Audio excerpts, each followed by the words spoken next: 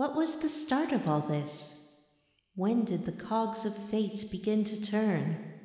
Perhaps it is impossible to grasp that answer now, from deep within the flow of time. But, for a certainty, back then, we loved so many, yet hated so much. We hurt others, and were hurt ourselves. Yet even then we ran like the wind, whilst our laughter echoed under cerulean skies.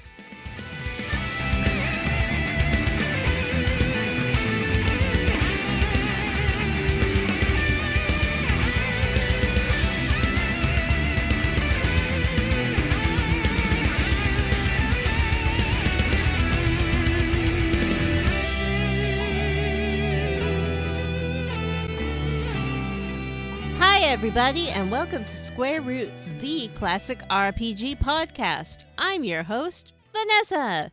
I'm joined, as always, by my co-hosts, Matthew Panther Boy Van Sant.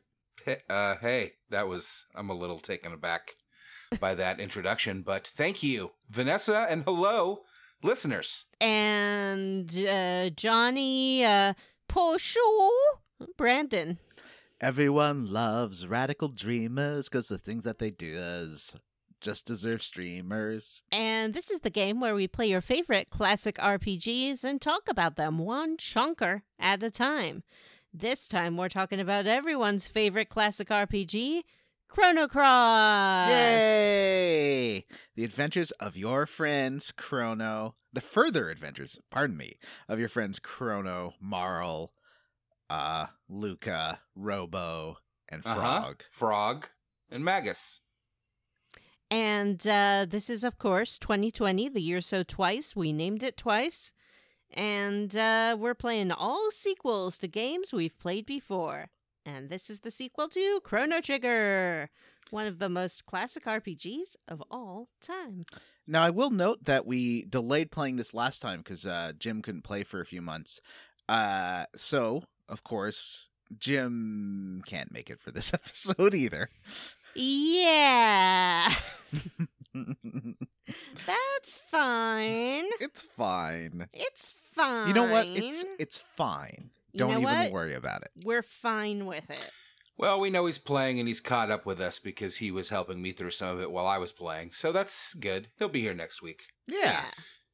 Ready to talk about his favorite game ever, Chrono Cross. And I can't wait to talk about this opening of the game and Chrono and his gang and all the things. I feel, is this like some kind of weird beginning of Final Fantasy XII where it won't get to your main character's Chrono for a little bit? Yeah, I think so. Okay. We certainly have not fought a real boss in this game. Hey, it's... Y'all are talking about the game, but that's not what we do first on this show. Oh. That's right. We like to stuff the beginning of our episodes with some just personal talk that nobody wants to listen to. Listen to him color commentating about the structure of our podcast, which he came up with, and talking shit about it as if he wasn't the sole creator of the show. I mean, I have recommended we cut this segment out of the show like a dozen times. You have, and you're always You guys overruled. just fucking love talking about yourselves, I guess. It's fine. Love it, and the people love it. Before we talk about the game, we like to do a little segment we call Leveled Up. Matt! Leveled up. How did you level up? I leveled up my radical skateboarding skills by purchasing a copy of the game Tony Hawk Pro Skaters 1 and 2 Remaster. You've been talking about that game for a while. It's a lot of fun. I'm a big fan. I was a big fan way back when the games came out in the, 90s, maybe 2000s. I'm not good with years. And I've replayed them several times. There's been a remaster of Tony Hawk's Pro Skater 2 in the past, which I did play. There was an iOS version of Tony Hawk Pro Skater 2 that I played as well to completion, even though it was maybe the worst controlling game ever put on a phone. Wow. And you know what? This new remake, it is everything you could possibly want. It's got the old soundtrack is back.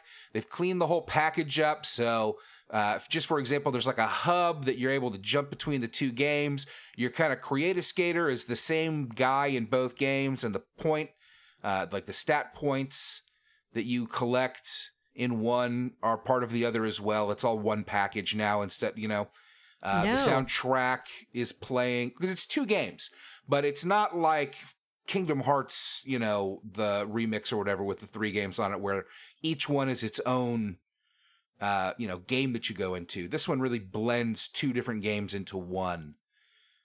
It works really well. The soundtrack is always going, and it's it's not like there's one soundtrack for one game and one for the other. You have the soundtrack always running, even when you're in the menu or whatever. It's funny. I'm not a big fan of like skating or like skate culture. I guess I did kind of grow up in that era for sure. And though I never skated, like 90% of my friends did. Yeah. Or rollerbladed. It's definitely like a thing. Yeah.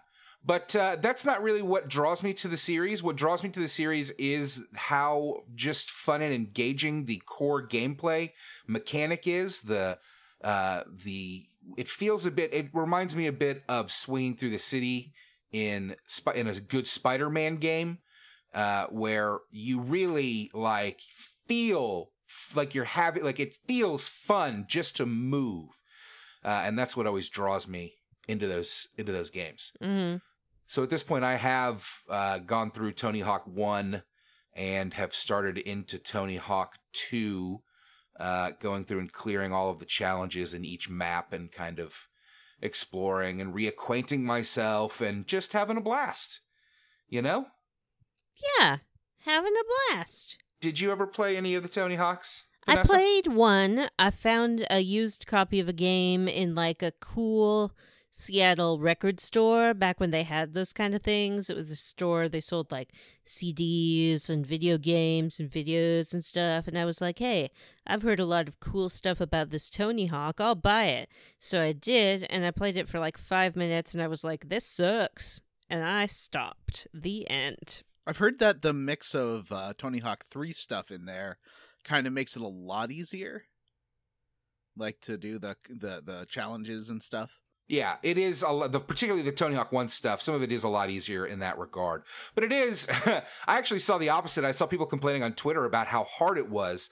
And somebody, I can't remember who, and that sucks, but somebody had a great response, which was something along the lines of, like, guys, part of the reason this game's so much harder for you now is because you're 20 years older. Yeah, it's hard to hit the buttons fast. Yeah, it is. And your fingers start to hurt. Mm-hmm. And you forget how to get to places. Now the thing is, with like side scrollers and stuff, I'm better at them, and first person shooters. And RPG. I'm better at pretty much all games now than I was as a kid. Whoa, you sucked That's as a because kid. you understand them better, though. I think. Yeah. His mind. I mean, I'm there with you. I'm certainly the types of games that I beat now are the type of games that I would kind of abandon when I was a kid, because they would get to a point where I was like, I don't know what to do, and GameFAQs was only kind of a thing at that point and not very reliable for brand new games, Now when a game comes out, there's already guides. There's guides within like 20 minutes. Like Polygon, there's several sites like Polygon and GameSpot that will literally build guides within a couple of days of a game's release. But back then, you just kind of had to wait around and hope that somebody made a FAQ on GameFAQs. Like, I remember not being able to finish Ocarina of Time the first time, and waiting months and months for a FAQ to show up. Do you remember... That could answer the question that could get me past the part. Yeah. I'm sorry. Do you remember, too, how, like, if you were playing a game on your computer, you had to close the game and then dial up the internet on your modem, and then search for the thing, and then either, like, print it or write it down, because you couldn't just easily toggle between screens, and then go back to your game? It was so much work. When I was, like, 12, 13, 14, I was in the dangerous position of knowing how to use the BBS dial-up internet software, and there is a long-distance number for Sierra that you could call with your computer's modem to get all the answers to their games for free. Mm-hmm. So I did call that, and I did get in a little bit of trouble for Oh, calling that no. to look up solutions to a few things in like King's Quest 5 or something. Jonathan Brandon, did you make a long-distance phone call? Mm-hmm. It's crazy to No. remember how the phone companies used to nickel and dime us for how far away we were calling, but now they just nickel and dime us for how many times we go to Twitter in a day. Mm-hmm. It's good to know that they're still just fucking nickel and diming us all these years later. My ex They was just found a new way to do it. he got one of those early iPhone unlimited internet plans, and like those things are gold. You can't transfer them. You can't change your plan in any way because they don't sell them anymore, like the AT&T ones. Yeah. He was very protective.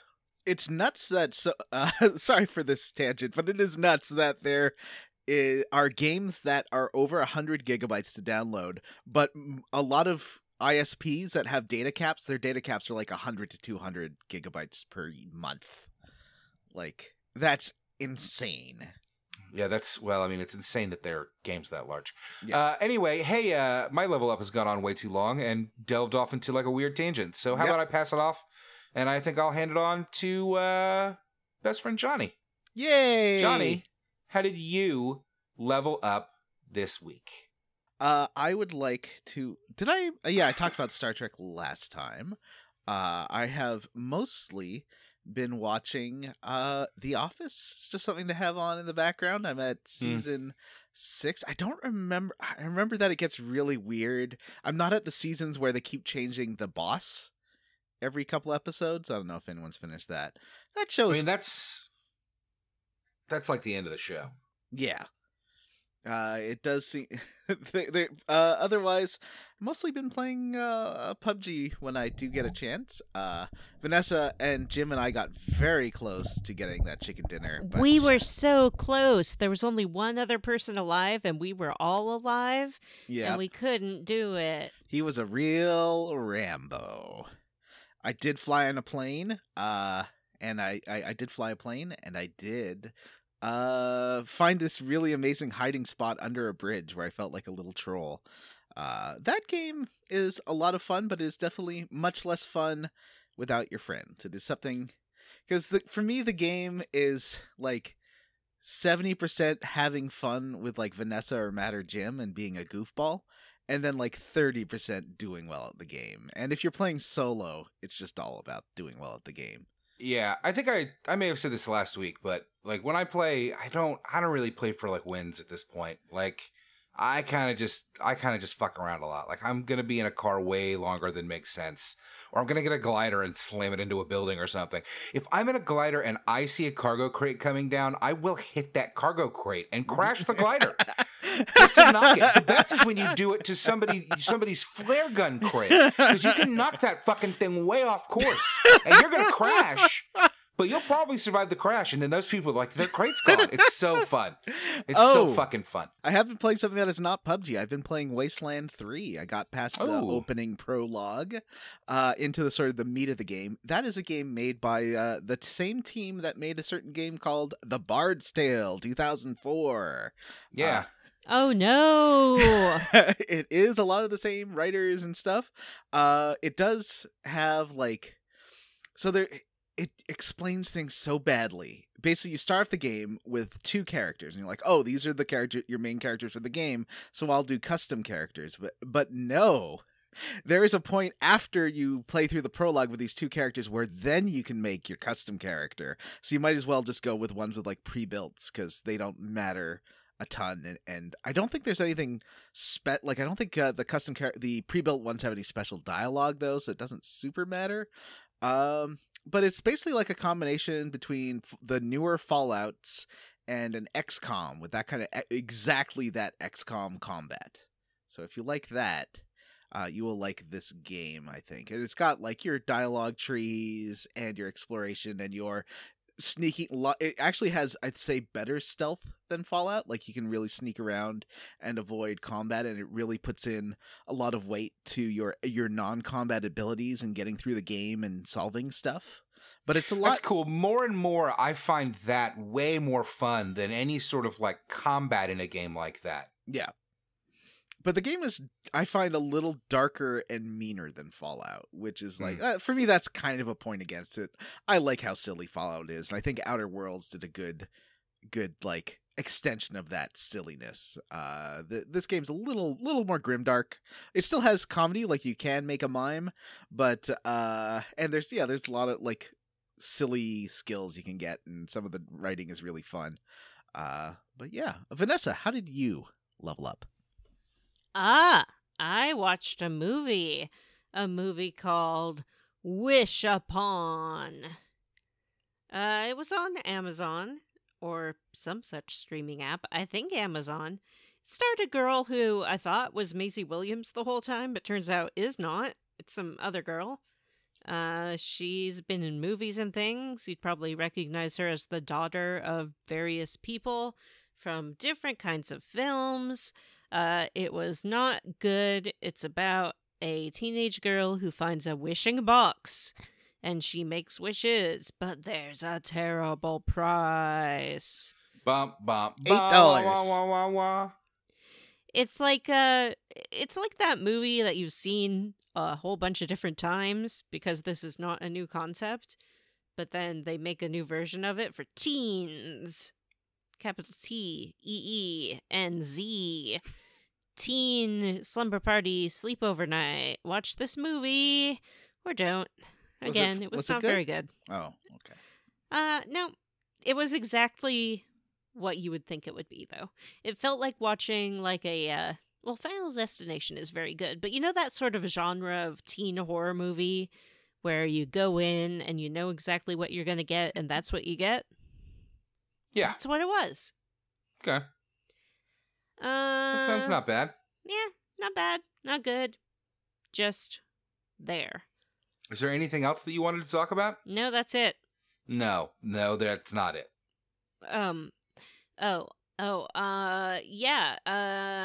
Miscast, the annual Broadway Festival of Stars, was streamed this year. Vanessa, you know what you did. So just admit it on the show, and we can move on. All right. Listeners, we've been talking about a game called PlayerUnknown Battleground for a long time here. And we've been talking about how Matt and Jim and John, they all got the chicken, and I get no chicken, because they are filthy casuals playing on their consoles, and I play on a PC like a true gamer, and on that PC, what I did all by myself in solo play was I did get the chicken dinner all by myself. What? Whoa. It was amazing, and I didn't even know what was happening. And that's true, because I had lost track of how many players were left. I didn't realize it was down to the final two. So I just shot this guy in the head, and then this message popped up that said, match finished, and I said, how can that be? I'm still alive. It's not finished. And then it said, winner, winner, chicken dinner, and I was like, oh! It That's was awesome. Amazing. Yeah, it was a harrowing last bit. It was on the desert map. I drove a car to the final drop crate and got a very good sniper rifle, and then I was in the blue and was driving it through this valley, and shots were coming from either side of the car, and my health was down to probably 10%, I want to say. And I drove my car all the way to the far side of the circle.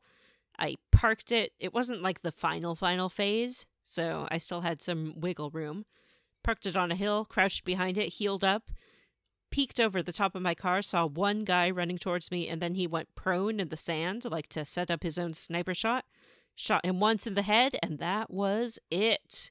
Nice. Winner, winner for me. I also caught two people teaming on console last night and got to report them, and boy, did I enjoy that. It gave me a little thrill. Why did you think they were teaming? What happened? Oh, they definitely were. It was like down to 5 or 6 players, and I was in a car, and I drove past the two of them, and they were very close to each other, but like hidden behind different rocks.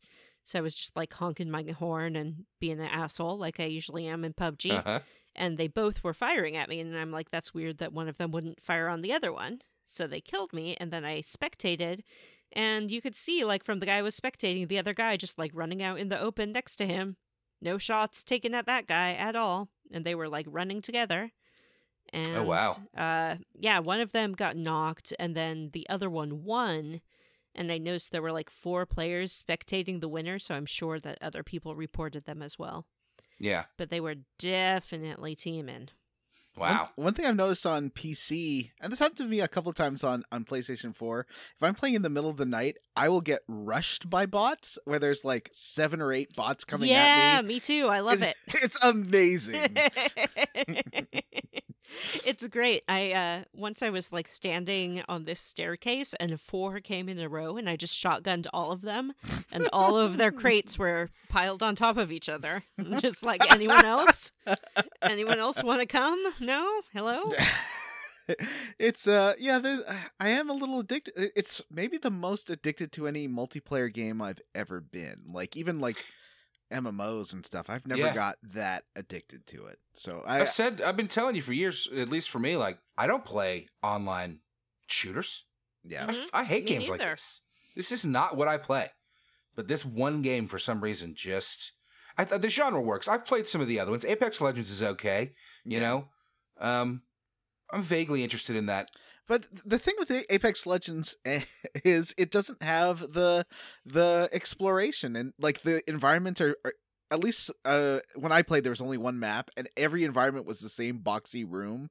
It doesn't have the fun of exploring, and they keep adding like weird little details. Like Jim and I found this weird basement when we were playing the other day with like a printing press in it and stuff. It was really cool. Yeah. They added the weird little record players, which are always fun. And I like that they keep adding little things. I like that it's not like Fortnite where they blow the map up every season and it totally changes. Yeah. They just spend a season, adjusting another map just to change it up. Erangel is still the best map, I think.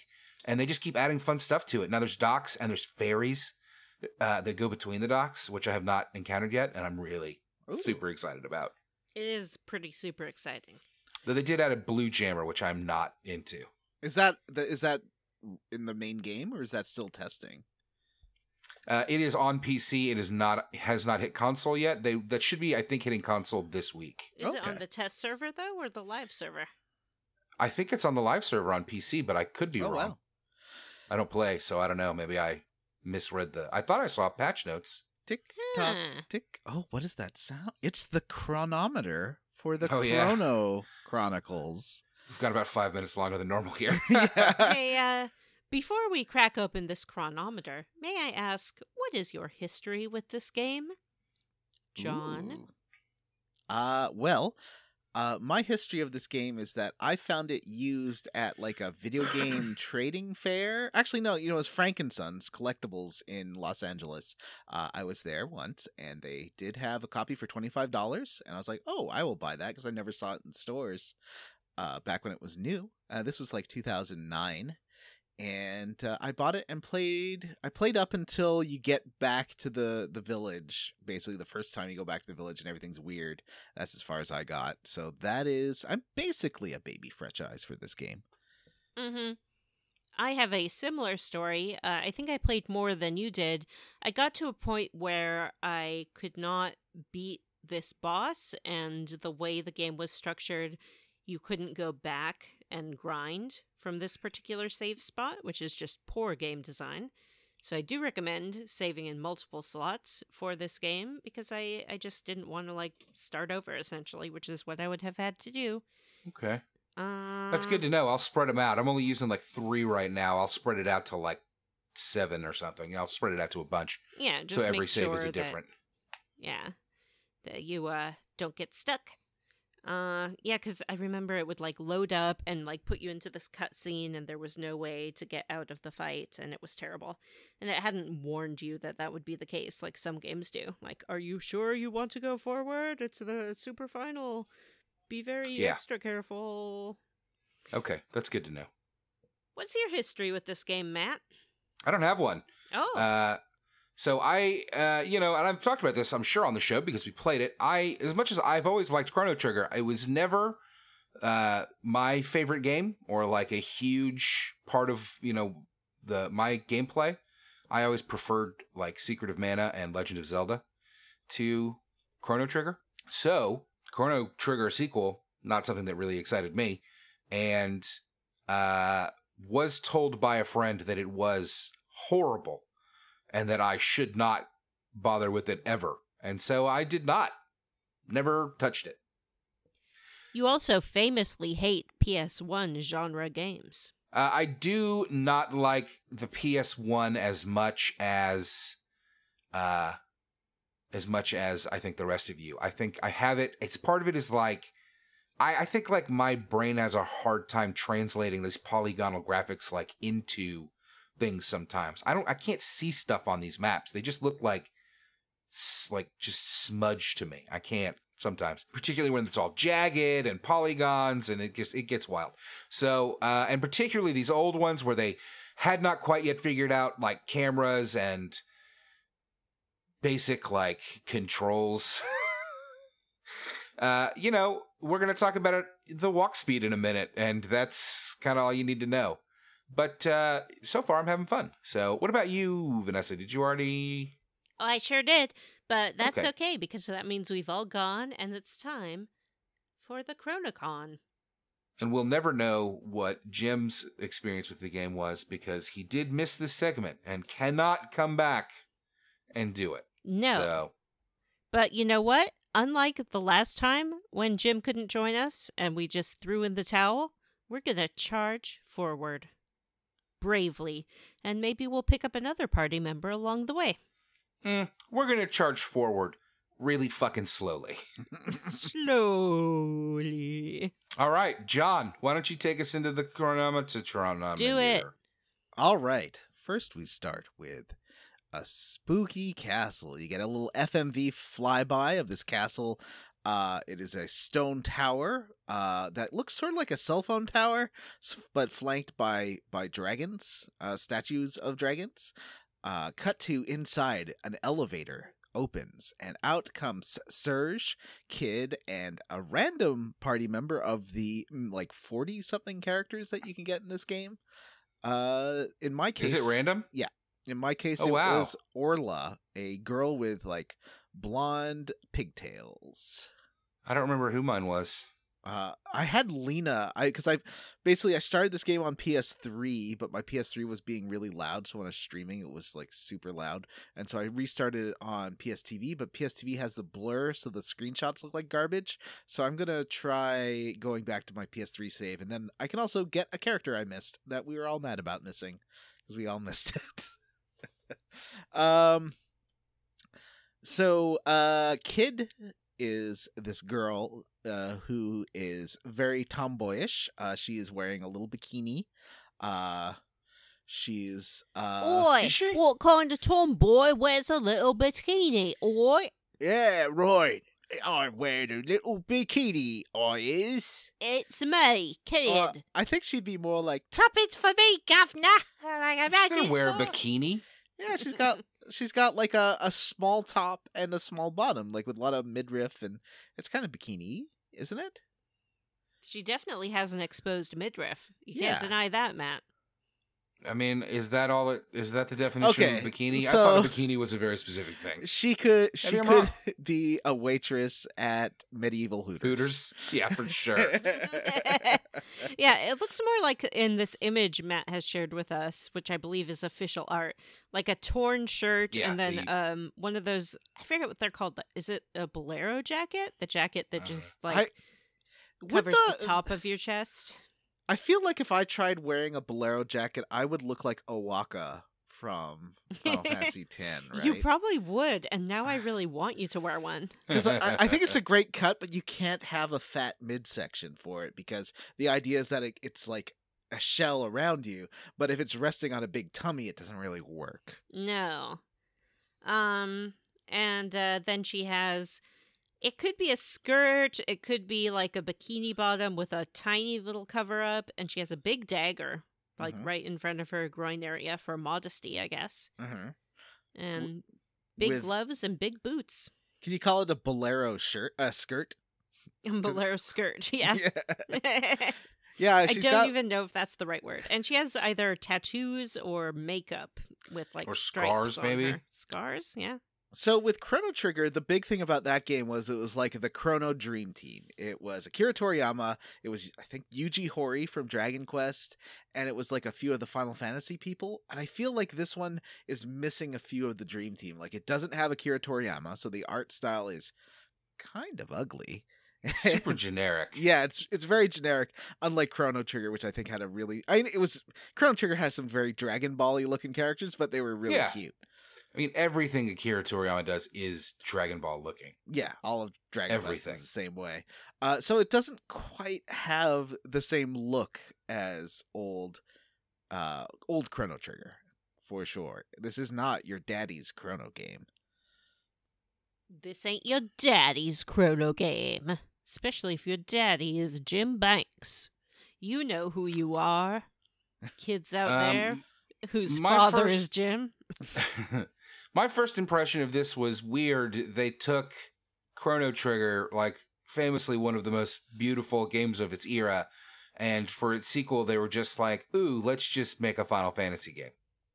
It doesn't really have that final because it doesn't have the that artist either. It doesn't have Nomura or what's the one the one who does all the really pretty watercolors for Final Fantasy, Amano.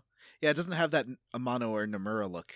No, it doesn't, but it definitely still looks to me a lot like a Final Fantasy game with like generic-y looking characters. You know, it starts off with like banging, crashing symphonic music and like alarms going off. Like it reminds me a lot of the opening of like Final Fantasy VII. Right. So I do like the styling is sort of Final Fantasy X. Yeah, a little bit.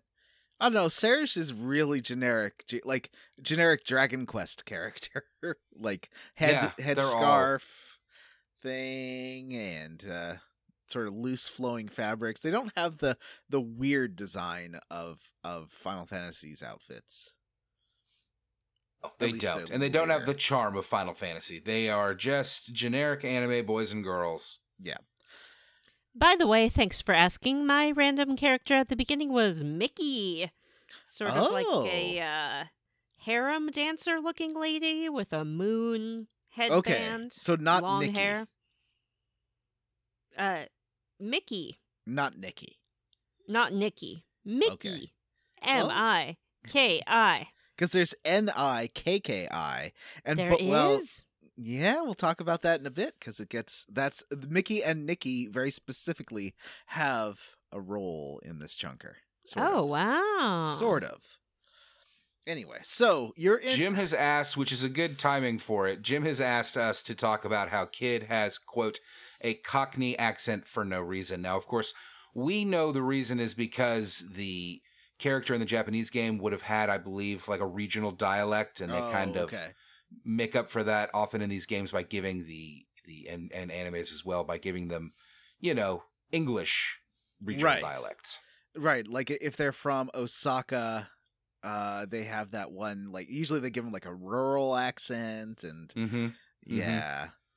I often, and I don't know that this is true, so I'm not gonna say that this is the case. But the way I've always figured it must be is if it is like a northern Japanese regional accent, probably they give them like a Northern American accent, right? Like New Jersey or New York or Boston or something. And if it's like a rural, like Southern or, you know, Western, if whatever Japanese accent, then you get the, you know, rural Southern or Western American accent. But I could be totally wrong. Yeah, I always get that stuff kind of mixed up. Mm-hmm. But Kid gets the kid in a community theater regional play of Christmas Carol. Mm-hmm. You know, being like, "Oi, Scrooge!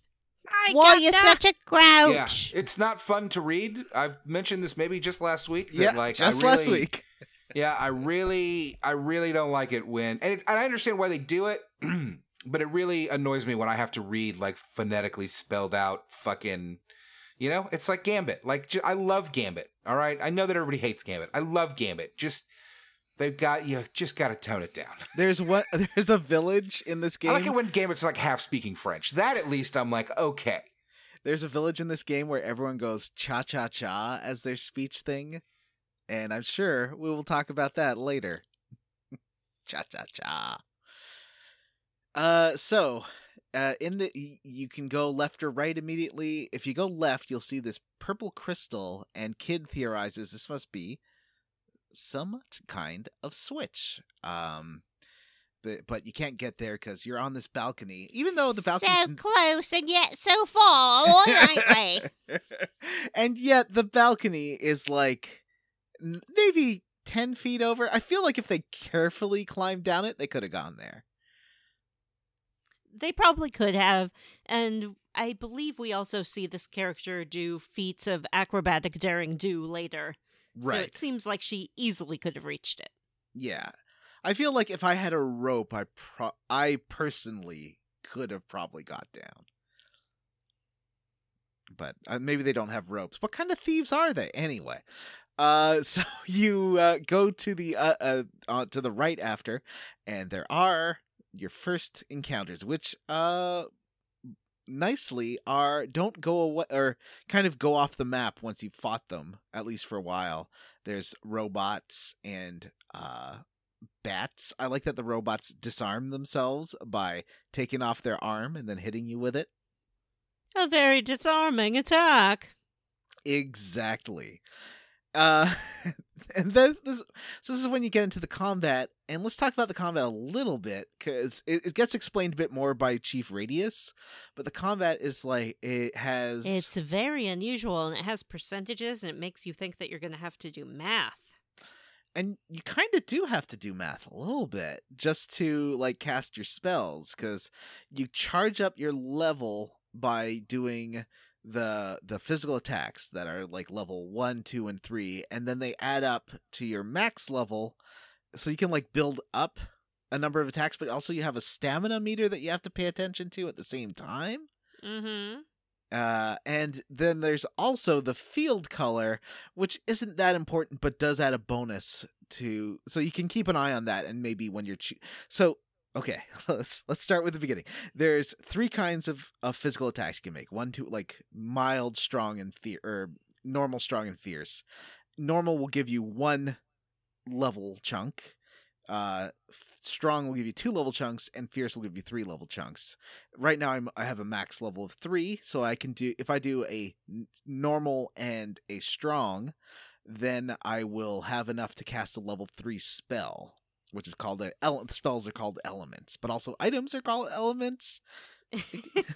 You're already making this more confusing than it needs to be. It's a bit of a confusing system, but I was getting it. It is. So you basically you don't have MP. Instead, you have this meter that you build up by doing physical attacks, which I really like, because I hate MP as a system, because it discourages you from using magic unless it's returned every fight. Yeah, it's pretty cool. You can only use each of your spells once per battle, though. Right. But you can have the same spell in multiple slots, so you can end up being able to cast it more. You can only use 1 spell per slot that it's equipped in. And you have you can fill your slots with fireball and have like 2 level 1 fireballs, 1 level 2 fireball, and 1 level 3 fireball, for instance. Or I guess maybe not fireball, because that one has a minimum level. It has to at least be level 2, and then it's more powerful.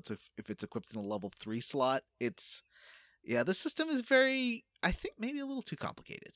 But it's complete. It reminds me a bit of like Magic the Gathering, or those kind of games where it is like a little bit, you have to be there's a meta game to it as you play. Yeah, but I like combat that makes you pay a little bit more attention in a certain way. Right. And the light attacks have a higher percentage of connecting, and then it gets lesser. And you have multiple attacks you can do per move. Yeah, if you use light attacks and they successfully hit, then it makes the next attack you make more likely to hit, so that can like make a strong attack much more likely to hit after you've had a couple of successful light attacks. So it's an interesting. There's a lot of strategy to it for a menu based fighting game like this, like compared to Final Fantasy VII or something. The way the combat system works has a lot of variables, and also like every enemy has their own element affinity. And including your characters, and your characters will be weak against certain elements, and you can also like change the field with spells that make everything red to then boost. Basically, you're buffing your red before you even get the hits. There's a lot to this combat. But you don't really have to worry. You can just use physical attacks on these robots and just like beat them up. And I think the graphics for the battle scenes are a step beyond Final Fantasy IX, which I think was one of the best looking games Square made on PS1. But they're super detailed, and like with like flowing hair and like lots of little animations of clothes and stuff. Mm-hmm. The only problem is that it's the performance, like just the frame rate of these battles is very slow, and the battles themselves they feel like at half speed, like they're playing out at half speed. My favorite element of the battles is that afterwards, if you have any energy that you've built up left over, you can sort of automatically heal your party after each battle. Now, if you don't use that, does it carry through to the next battle? I No, don't think you so. have to have. It's just if you have not used your cure or heal elements yet, any character that did not use their cure or heal elements can use them at the end of the battle. It seems weird. Moose Master was telling me on when I was Twitch streaming this that they won't heal everybody. I think it's dependent on who was the most hurt or something. It was very weird because I was trying to heal. I don't think it's that complicated. It's just like I used the heal command use... and it didn't heal the people that I wanted to get healed. I was a little annoyed. So I had to well, it's kind of confusing, but you can definitely choose in battle who you heal. And I believe that who it heals at the end is anybody, because heal and cure are single person. I think that the person will heal themselves. Maybe if they have no, maybe if the person who holds that element does not have any damage gone, maybe it gets pushed off onto somebody else. Oh, but for sure, they heal themselves. Okay. If they can. That's what I noticed. And if your person does not have a cure or heal element in their element grid at all, then they just won't ever heal unless you choose to use consumables. And they're kind of doing the Metroid-y thing here of your party is super powered up. You have like way more magic than you have at the beginning. Like after this prologue, you have way less magic than you do now. But it's also a really confusing battle system, so you don't really take advantage of it for these couple of fights that you can get into. I know that there is a guy that will explain the battle system. I did not run across him. Yeah, he's certainly not here. It's later. It's a little bit later. He's at the village. Yeah, and it is a little nuts that like this it is on screen. It makes not the least bit of sense if you don't have some sort of explanation for it. You could like always read the manual. Your attack, yeah, I guess. I mean, right? I bought it on the PlayStation Store. I guess I have a manual in the game, maybe. Yeah, if you hold down PS button, you can bring up the user manual. Okay. Anyway, yeah, the combat is a little wild, but once I read it and understood it, I'm a little more interested in it. But certainly at first, it's just like you choose attack, choose who you're gonna attack. Now here's a list of percentages. Now here's another list of percentages. Now here's another list of percentages. It's crazy. And I did notice that the button prompts are not very responsive in these lists of percentages. Like sometimes you have to hit the button 2 or 3 times to get your first attack gone. I'm really having that problem in the menu. Oh, and weird. I turned on analog control because it does not come with that automatically. And my character would sometimes walk instead of run for no reason that I could tell. I hold down circle to run. I found with me the analog, maybe there's a setting for it in the menu, but I had to hold down circle for now. I think there's an auto run setting in the menu. There is an option in the menu. That's the first thing I turned on was the option in the menu that holding down circle will make you run or make you walk. So I changed it to walk so that you would auto run. Right. Yeah, it might as well. But I don't know. I'm having a lot of issues that I think I don't know. Like, I feel like it's almost like I got a bad version of the game. If I delete it and reinstall it, will I still have my saves? Yeah. Yes, you will. Maybe I will, because it is acting really weird. Like, if I go into like the save, like it'll just like none of the face buttons will do anything. I can move up and down between save and load, but the circle button won't back out. The X button won't choose one of those options. And I'll just sit there going like, how do I get out of this? I've got weird workarounds. If I hit the right shoulder button, sometimes it'll work for some reason. Yeah. Something glitchy's going on. So weird. Yeah, try it. Yeah. I actually I would double check online that if you remove the game, but I'm pretty sure it doesn't delete your saves if you remove So the game. did you talk about how the combat works? Do you want to talk about it? No, we already did. Okay. It's okay. Like, there's some strategy to it, which I appreciate. I just, I'm already trying to figure out how to make sure that the battles don't last more than a turn, because that is always the goal. Get yourself level 3, then use level 3 Aqua Beam or Fireball, whatever. Put an attack spell in that level 3 slot, and then that will one-hit kill an enemy. And that, me too, for sure. The victory music I did notice after the battle is the victory music from Chrono Trigger. It is. I wasn't expecting, for some reason, I don't know why, I wasn't expecting any Chrono Trigger anything to show up in this game, as much as we joke. What are you talking about? We're about to play as Chrono. Right? We've got this weird dream sequence at the beginning, and then we're going to wake up as Chrono. Of course. Of course. Wake up, sleepyhead. So you hit the switch, and then you go back to the middle of the dungeon, and there's this glowing pad. It turns into like this teleporter, elevator thing. Kid is like, "Oi! Anyone else notice that we suddenly gone up outside? That's pretty weird." Yeah, what the bugger is this? So you get to this closed door, and then it starts to bulge. And suddenly, Serge sees himself. Well, he sees Kid dead on the floor, and he sees himself with a bloody knife just standing over Kid's body, and he smiles. Panther sound. Oh, panther sound. It's not just panther sound. We see like a panther eye. Yeah, that's true. And there's also Wow. This seems to be a theme, because you hear the sound again. All right. I am kind of excited to talk about the big twist in this episode, so let's get through this. Wake up, sleepyhead. Wake up, sleepyhead. Add this to the list of games we played where, although it doesn't start with being woken up, but it kind of does. I mean, it starts in a dream and then you wake up. I would say that's a game where you starts you by waking you up. I'd say it starts in like a record scratch. I bet you're wondering how I got into this situation, kind of thing. That would be flashback. Great. Serge has a really nice room. There's an ocean view with bay windows. He's got these shutters that he can pull open. His mom wakes him up. His mom's name is Marge. Serge and Marge.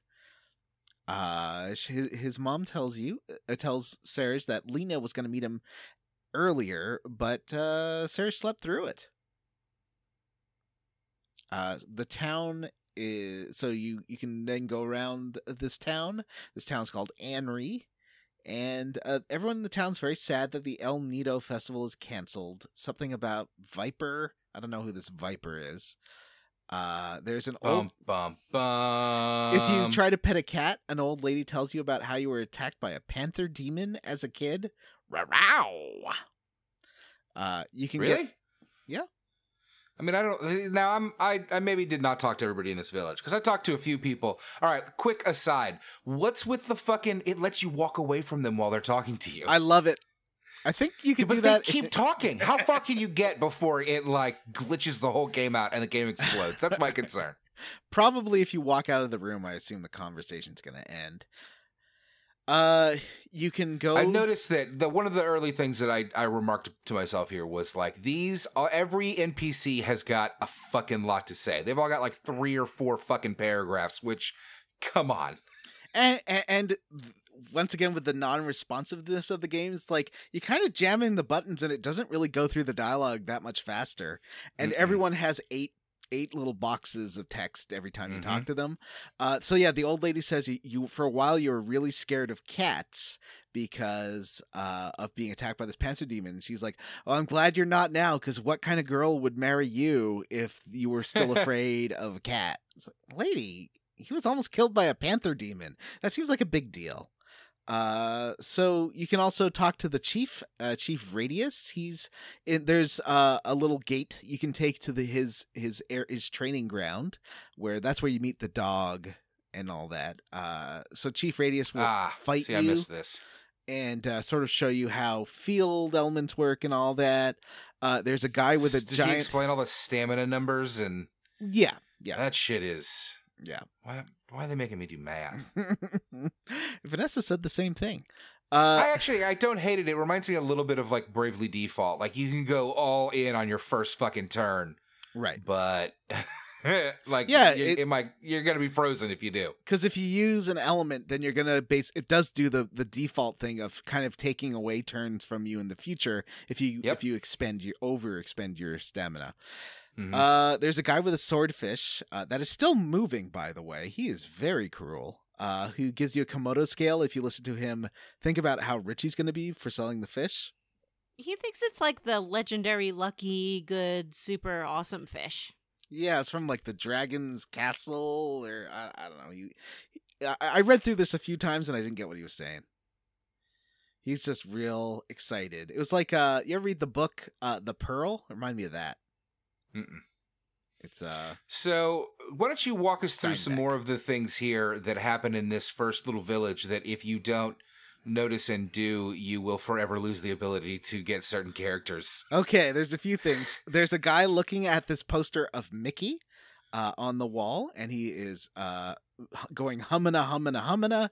He's very into her. He's like, I can't wait to see them jiggle. And by that, I mean her arms, of course. Don't tell your father.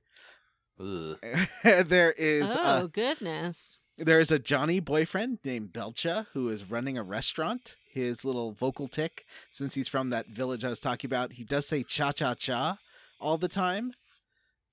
His waitress will read you her very dark and depressing poems. Oh, no. And you can support her on her poetry. She does, however, say, like, I don't know what a poet like me is doing working at a garbage heap like this. And Belcha's like, what? You're fired. And she's like, come on, I'm just kidding. There's a pot you can talk to. If you talk to it 4 times, it talks back and gives you an item. Oh, really? You can steal a hecarim bone from the chef's bed if he mentions it. Yeah, you can get a real bone from that big old burly beefy boy. And you do want that bone, because if you take that bone over to the chief's yard, there's that dog running around, and if you hit square, you can give people key items, and you can give that dog a bone, and this dog is named Poshul, and it is Vanessa's favorite character in the game. Yeah, Poshul is great. Poshul is a man, I assume, pretending to be a dog. This is definitely not a dog, like, in no sense of the word. It is a man, like, on sort of his crouching down and using his arms as front paws in a furry suit. Well, you know Barkley from... Yeah. It's like pink Barkley from Sesame Street. Yeah, exactly. It's like a pink Barkley furry suit with a big old slave collar. Yeah. Poshul, very kinky. Poshul, you talk like hope that one. I loved your interpretation of Poshul's voice.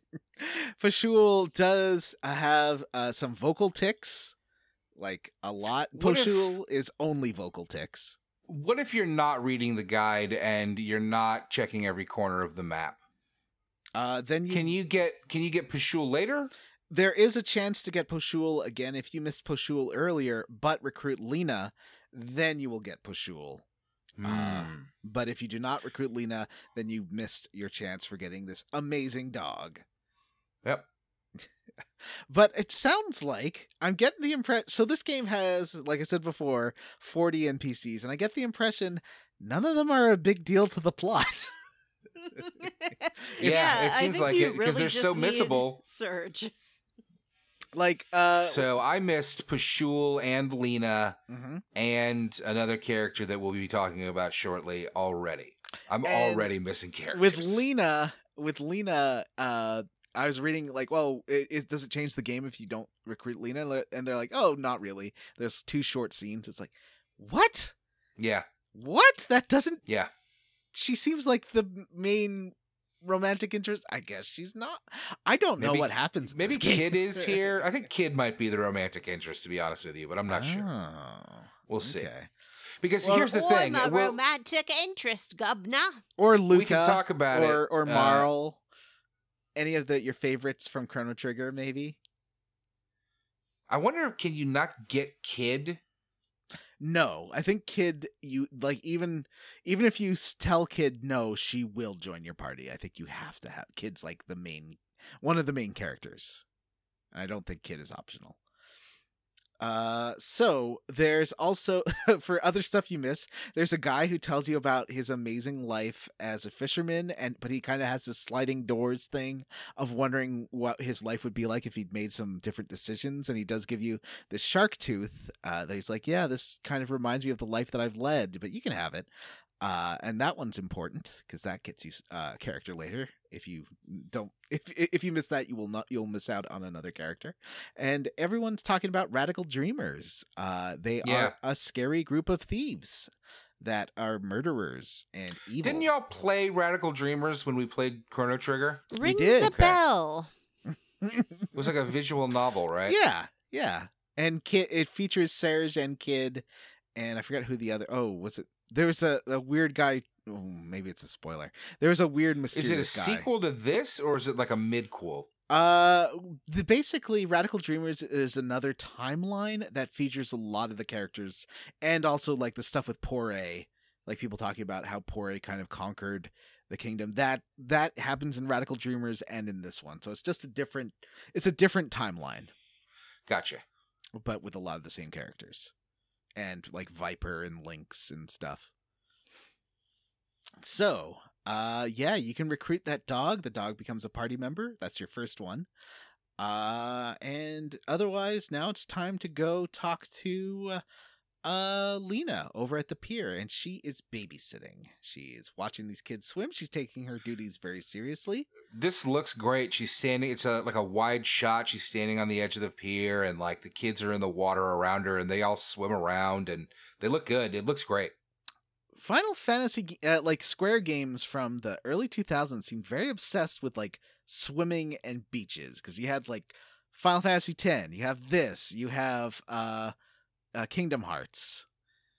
They all like seem to be the same bucolic paradise. Interesting. Yeah, it seemed to be a theme at the time. So she's like, I'm not gonna go get these dragon scales with you, because you missed your chance. Now I've been saddled with babysitting since I didn't go out. So go get me 3 Komodo dragon scales to make a beautiful necklace, and then I'll meet up with you at Opasa Beach after.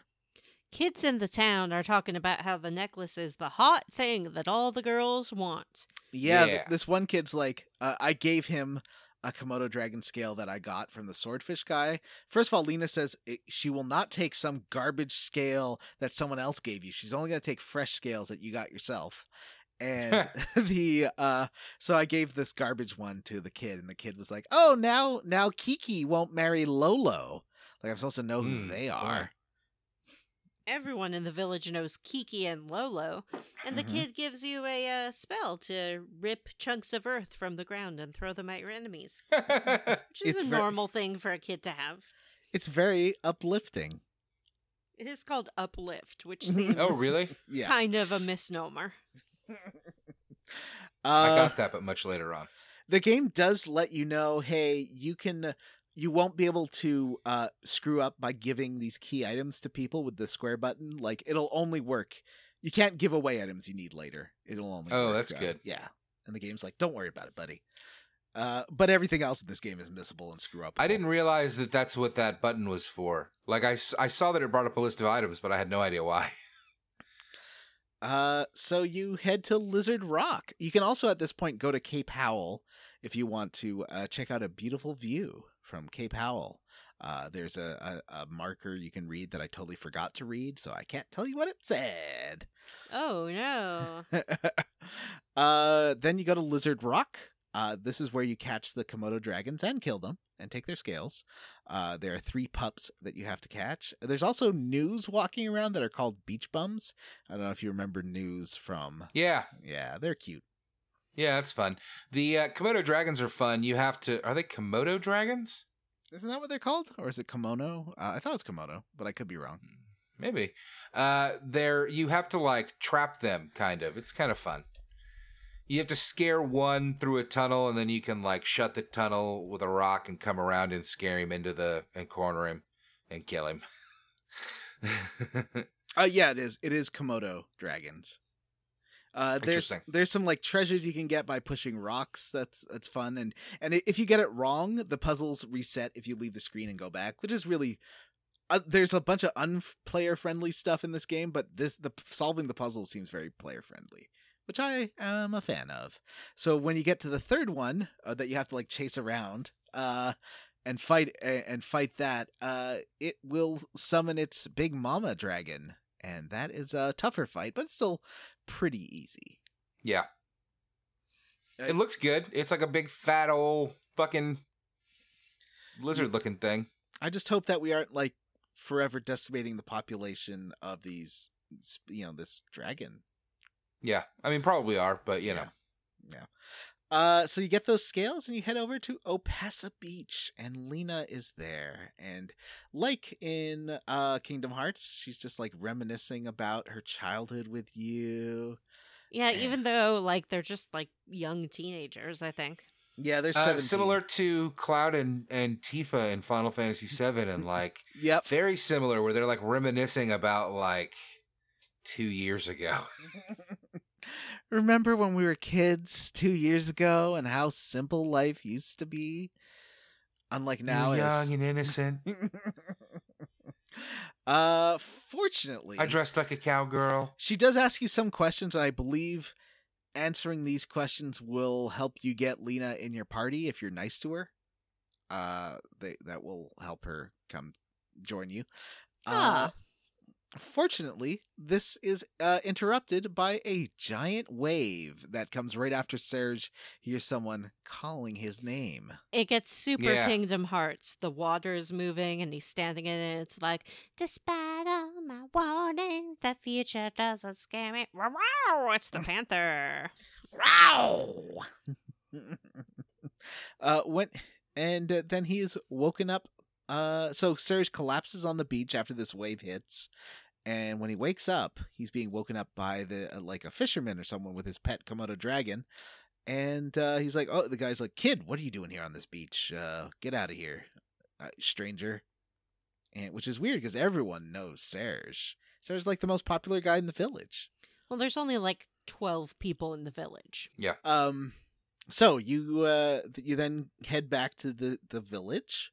Mm-hmm. First, you have to go through Lizard Rock, and this time the Komodos bite you, and you're being chased by these like fish things, and the enemies are a little bit harder.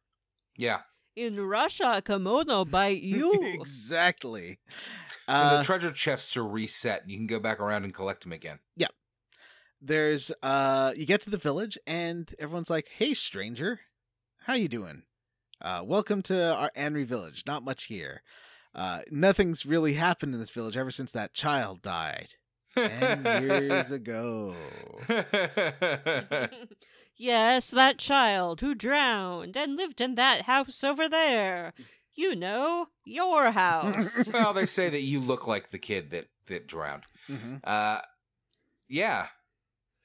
Your mom isn't there when you go to your house, and this guy's like, you can even try sleeping in this house.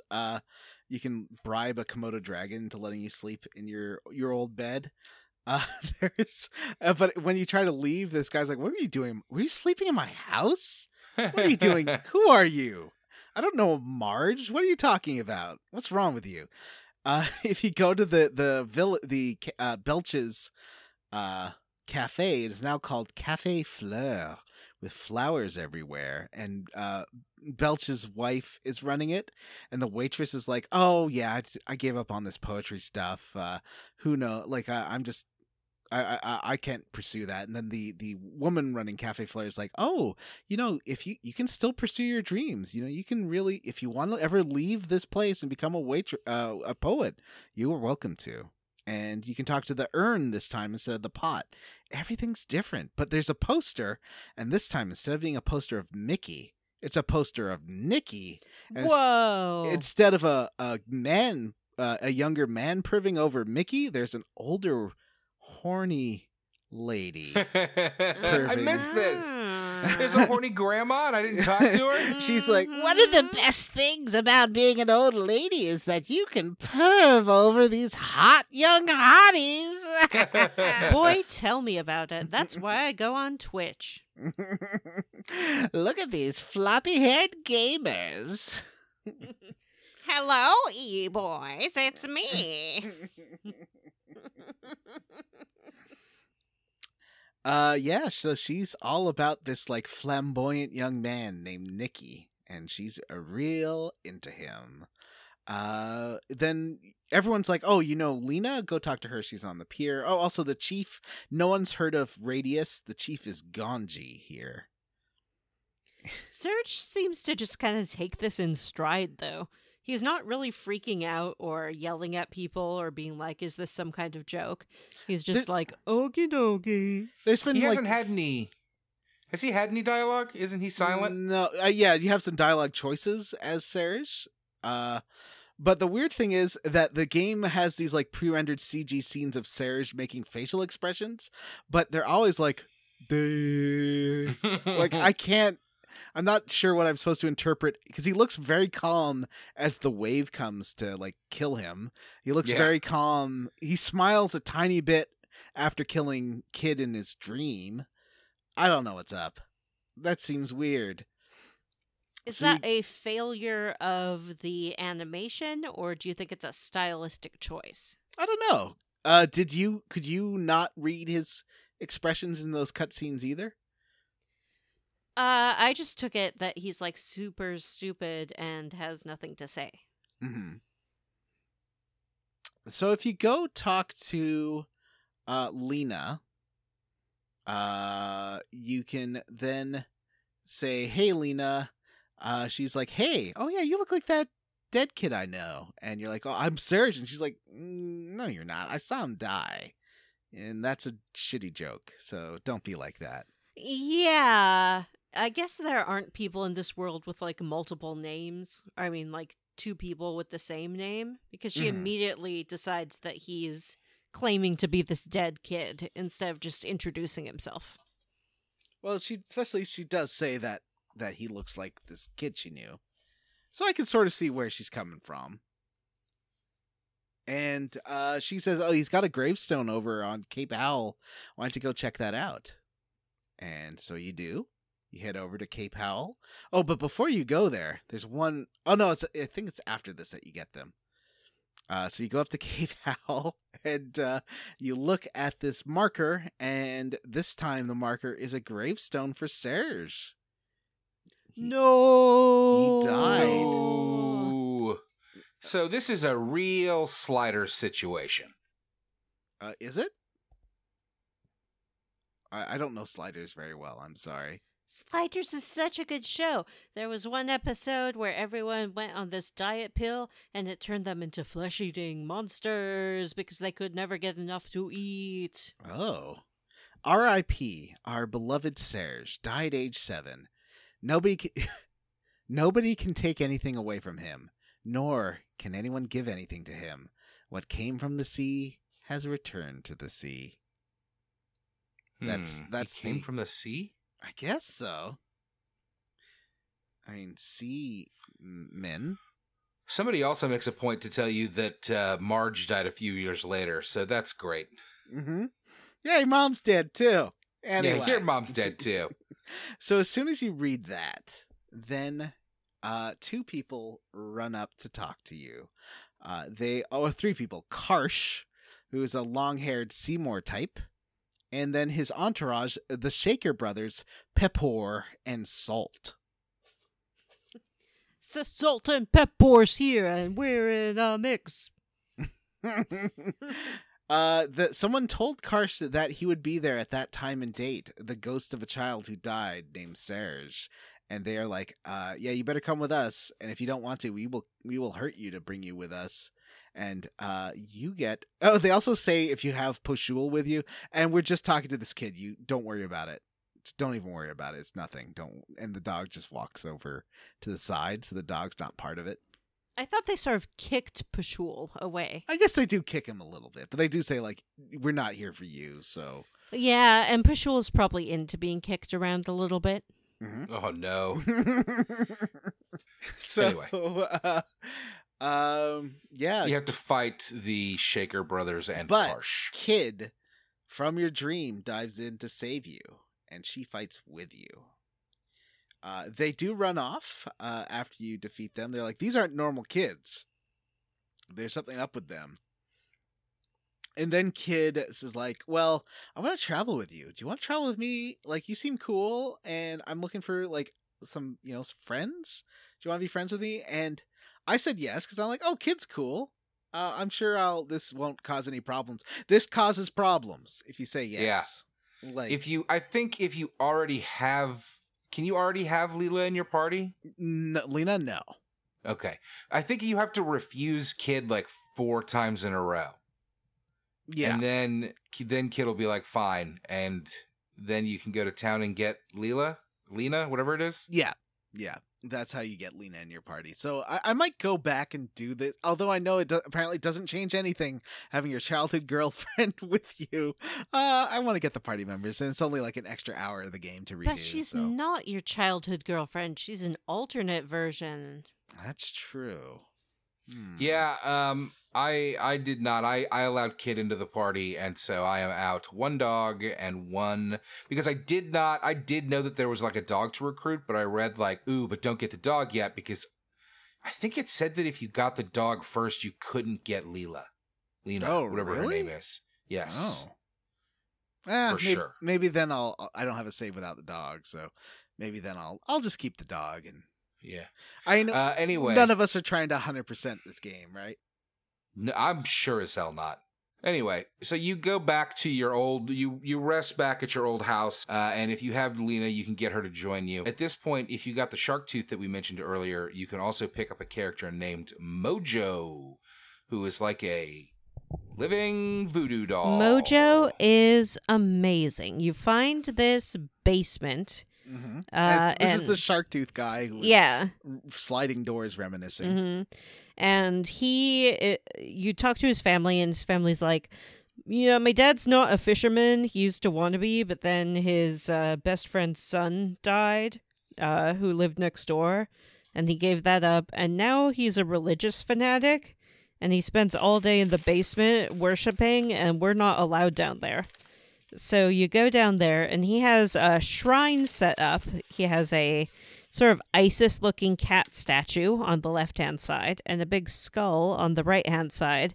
And in the middle, I guess you'd say it's like a straw voodoo doll. It's a straw doll, and it has a big pin through its chest. And he's like, this is Mojo! Mojo is love. Mojo is happiness. Can't you feel the love and the warmth emanating from Mojo? I worship Mojo. And he invites you to worship Mojo as well. You go up to him, and it's like, it's just a straw doll. It's just a doll. It's just right here. And then you're like, cool. That's just Mojo. But if you give him the shark tooth that you got from the alternate version of him, what happens, Johnny? He's like, whoa, wait, how did you get this? Like, I dreamt of collecting this. This must have been from a massive shark. And you're like, you're saying this is from me? An alternate me? How is that even possible? There's only one me. What are you talking about? This other me? Get out of here. What's wrong with you? But when you leave, then his statue starts moving, this weird straw man, and is like, Wait, Mojo likes you. Mojo thinks you got it going on. And Mojo wants to join you. And Mojo like talks weird, like, Mojo wants to join in, Mojo, you. Mojo is love. Mojo. So there is something with dialects in this game. Like, there's a clever way this game was translated, because there's so many different characters you have, and almost every one of them has their own like weird speech thing. Oh, really? And the game's been programmed so that it like alters the dialogue to whatever they're saying depending on who's in your party. So they didn't write out special dialogue for each party member. They had it like auto change everything to match the way that this party member talks, which is really smart. But that's kind of clever. Yeah. So that's how Annoying. It accounts and has like dialogue for every party member. It's not spoken at all. There's no voice dialogue in this game. But that is one of the reasons everyone's got this like a really weird way of talking, including Mojo. Mojo. So Mojo joins the party. I kicked out Kink Dog for a while. I might bring Kink Dog back though. And apparently you have to have the party members in your party to unequip their elements, which is annoying because there's so many party members and so many elements that you have to manage. I wish it had the Final Fantasy VII unequip all thing. It does not. There is an auto allocate that pretty well fills it out for you, and then you can tweak to do it faster. But it won't. I found. It won't take ones off of people who aren't in your party, I think. Oh, but there is a remove all. Will that maybe? I don't know. There is a remove the as well. I guess we'll see. I will test to see if that works outside of anyway your main party. Yeah, that sounds really frustrating. For sure. So great. Really looking forward to that. I was not at full strength until after this chunker. Actually, it was just me and Kid, because I could not pick up any of them before that. So the next thing you do is so you go back to town with Kid, and you crash at that in your old bed with the Komodo dragon letting you stay there again. And then you head out, and they're like, well, let's go to Termina, which is like a town just across this mountain range. You just got to go through this fossil valley first to get there. And at this fossil valley, there are a bunch of like, I guess, Pore guards or something. And they're saying you can come in, just don't disturb the excavations. Leave everyone alone. However, if you go talk to one of them, they're like, hey, are you the exorcists? And you can say no, but then they're like, are you sure? I'm pretty sure you're one of the exorcists. And you say yes. Then, did you do this, Matt? You talk to this creepy skull. You meet Skelly, who I think you can collect the rest of his body, and he will become a party member later in the game. Yeah, he's a real HK-47 in that manner. So He also showed up. He showed up in a little bit later for me too. Like came out, and I think I found like his home or something. Oh, it was fun. He's like a creepy clown man with a weird frill, but he's a skull, and he's just a skull. Yeah, he's just a skull. He's spooky.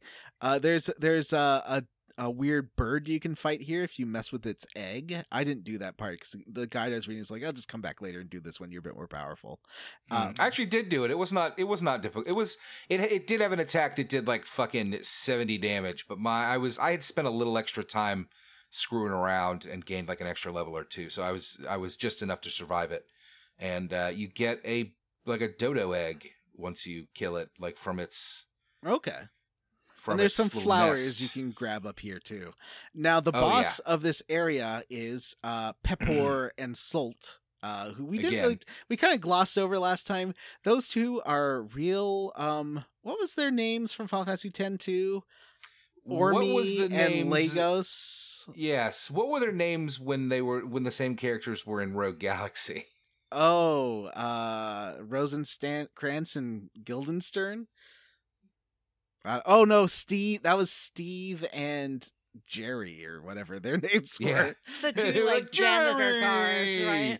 No, Remember that shit? the fat robot with the Scottish accent and Steve, Oh, the yeah. tall skinny robot. No. In Rogue Galaxy, there were two. Part of the fucking crazy cutscenes that would happen. Oh, that were is two, Rosencrantz. like mall cops. Yeah, Rosencrantz. Those are okay. Those are the ones Vanessa was talking about, the prison guards. Yeah. God, that was fucking the best. Yeah. So let's just call it what it is. Abbott and Costello show up. Yeah, and they are the Shaker brothers, and they are like, we're gonna shake, or not? Are they? Yeah, they are the Shaker brothers, and they're like, we're gonna shake you up. By that, I We're guess gonna pump you up. like kill you, or We're gonna shake you up. and they do run away every time, and they do make a lot of like salt and pepper related condiment puns. No, it's real stupid. I kind of like them. And Salt has this very like, we are exceedingly exceeding. Like he's got this very over flowery way of talking. That's a lot of fun. Pepper seems more homey and relatable. I think Salt gives like an aristocratic air. He's got a very long face. Okay, like a John. Disney character. I think Anyway, they're fun. We I just fight like them. Yeah, you fight them, and then they run away. And I think that's where we're going to leave off here, because I didn't really do much in Termina. Okay, that's fine. That's too bad. I actually was really excited when we got to Termina because it is so pretty. Oh. Well, we'll talk about that next time on Square Roots. Next week, we'll play to the beginning of the Hydra Marshes. John, do you have a bullshit minigame corner? Oh yeah, John. There Any wasn't bullshit really minigames? anything this time. I mean, a little bit with the Komodo puzzles, but that was more just a mechanic. It didn't feel like a special minigame with its own controls or anything. It was fun. Yeah. All right. I Well, like then, that. hey, Time are you for back? Squarely Against. Okay. Yay. Matt, what are you squarely against? Boo. I didn't get to talk about it much because I had to step away for a minute, but the first thing I noticed in this game was literally the first thing that stuck out to me was how fucking slow New Chrono walks. It is insane. Legitimately, I was like, am I playing Altered Beast? Mm-hmm. What's happening? He walks like he's going down the aisle at his wedding, and he's a beautiful, graceful bride. And of course, it's the old. None of them do this anymore, thankfully, really. But maybe that's because of the analogs. But it's the old like hold down the button to run thing. But of course, you don't know the buttons. The game just started. It's really fucking stupid. Really stupid. And the combat is fucking obtuse. But makes sense once you get it. So anyway, that's what I'm squarely against. What about you, Vanessa? I'm squarely against Poshul. Poshu's scary. Poshu says Surgy Poo a whole bunch. We didn't really get into that. How the dog is like, Sweaty Poo. It's me, Poshu. I mean, you're making me feel perfectly okay with the fact that I missed him. So I appreciate that. Push, you want to make friends with Matthew. Yeah, Nah. Poshu want to be a friend. And when Poshu is like excited about something, he goes, Poshu! Like P-O-S-H-U. It reminds me Sounds fucking terrible. there's some characters in the Xenoblade Chronicles games that are a lot like this. Poshu! I hope we don't ever have to play those. Poshu! Ugh. We might Poshu, Maddie Poo. Matty Poo. Maddie Poo. Let's move this along to John, shall we? Johnny Poo, what are you squarely against? I am squarely against how slow and unresponsive the battles are. It's like sometimes you have to press multiple times to attack. Everything's just moving through molasses to swing. And I think like the models are great. I would love to play an HD remaster where they just like give you a ×4 option. This game, although I guess because you have to, no, it's menu based, so there's no timing involved. Yeah, it would work fine. Even a ×2. It just needs to be a whole lot faster than it is because there's fights. There's a lot of fights. Yeah, that's it. before we go, we should talk about our Patreon. It's so cool. Give us the hard sell, Vanessa. Do you like this show and you want more show and also want to support us and help us to make the show? Join our Patreon. You can pay $3 and listen to a bunch of bonus content. That's $3 a month. Or you can pay $5 and listen to all sorts of bonus content and vote on our next game. Yeah, there's usually 2 to 3 votes per year, and then there's usually a couple of extra ones for side games and stuff. Like it was a vote to do Disco Elysium, for instance. That's true, and we did it as ordered. And Bowser's Inside Story. We did that as well, and I'll never forget. Unless I manage to block it out somehow. As previously mentioned in the episode, if you're interested, that in that Radical Dreamers bonus episode, you can find that on the Patreon, right? No, I think that's in the main feed. I think it was pre-Patreon. Yeah. Well, okay. Some of it's in there and some of it's not. You know what's definitely in the Patreon? Our greatest episode ever, Would You Eat This Bird? Yes. Would You Eat This Bird is... We'll have to do another one of those soon. I think that's been a couple of years. Bring Stan back. I mean, November's coming. That's true. Somehow we made it through this year. Don't say that. It's not over yet. And that's true. I am not, fully confident that we're going to make it, but we'll do our best. Great. Hey, Well, great you way know to what end the Patreon plug. You know what else we do? We read the names of all of our patrons at the end of the episode, which we're going to go ahead and do right now. We would love to thank all of our good friends, but especially Jehovah's Witness. Oh, no. Jonathan Smith, Andy Best, Christopher Highness, Ari Kopovara, Vor Never Changes, Saving Sid, Gotta Catch 'em All, Chrono Cross. Ugh. G. Bailey, David Shook, Bowser's West Side Story, PJ Enns, George Brady, Tyler Petty, Horny Grandma's Secret Tryst with Kinky Sam Elliott, David Pascal, Paul Birsch, Matthew Casterline, Jared Collins, Hudson Roth, Get Up in Those Bowser Guts, Chili's Baby Back Mario, Chili's Baby Back Mario. You gotta get change your Bowser related Patreon names. You gotta make them now Chrono Cross related Patreon. Nobody's names. gonna listen to this because Chrono Cross is the game that nobody's played, but everybody's like, maybe one day. Great Code, Metal Gear Solid 1 in 2021. Sean, Chief Hazard built, You Make Sulk Sad. Sexy Grandma's Boy Toy is Brian Pitt.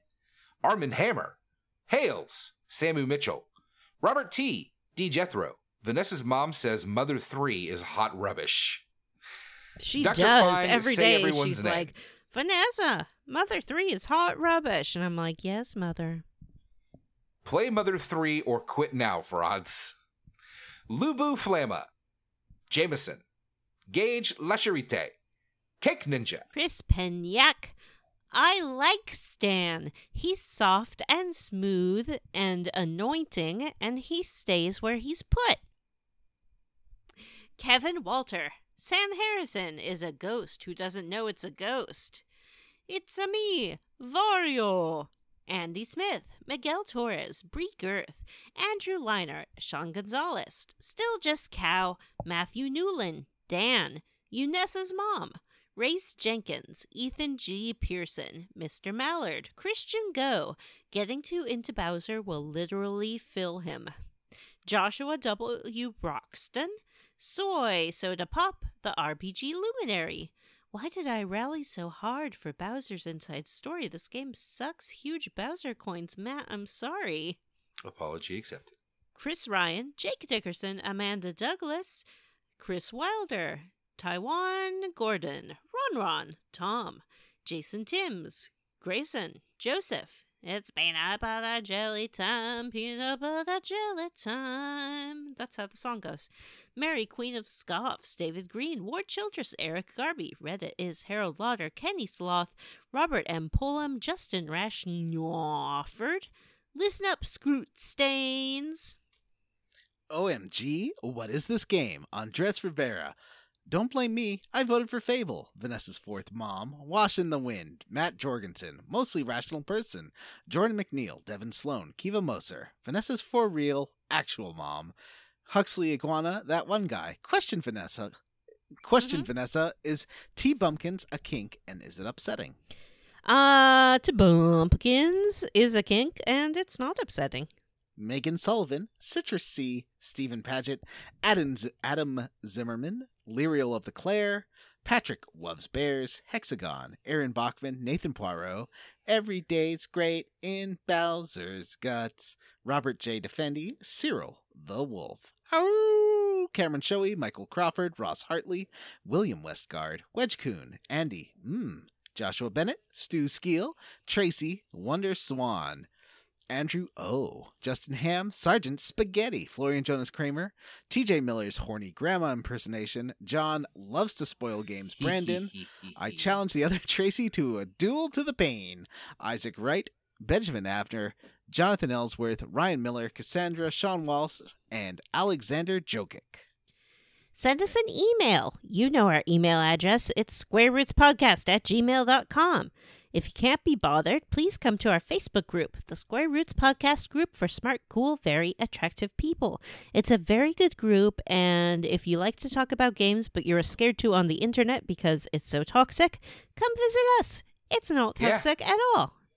Or you can tweet at us at Square Roots Pod, where I keep you updated on all of my PUBG victories. It's also true. Please rate... Oh, sorry. I forgot that was your part. Don't forget to rate, review, and subscribe on iTunes or wherever you listen to podcasts. We'd also like to thank Richard E.B. for the use of his cover of Chrono Cross Scars of Time.